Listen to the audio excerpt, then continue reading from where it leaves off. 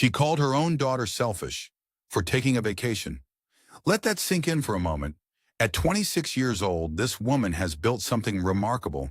She grew up poor, genuinely poor, and instead of accepting that as her permanent reality, she put her head down, worked hard, and clawed her way into financial stability. No handouts, no safety nets. She left home at 18 and never once went back with her hand out. Not once. And now, she gets to travel. She gets to see the world, stamp her passport, experience things her younger self could only dream about. That's not luck. That's the payoff of years of discipline and sacrifice. So when she excitedly shares news of her upcoming trips, her mother's response isn't pride, it isn't joy, it's guilt. Heavy, calculated, weaponized guilt.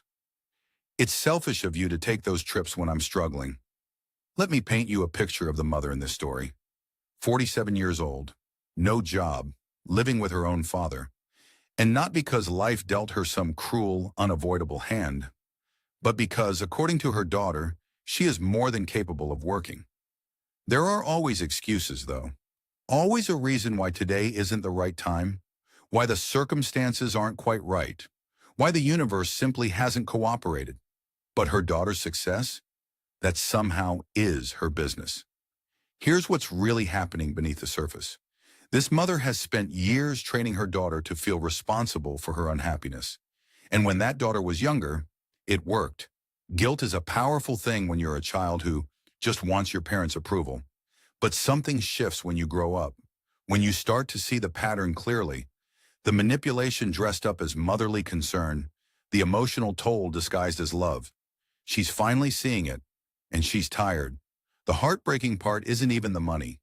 It's the realization that her own mother cannot separate her daughter's wins from her own losses.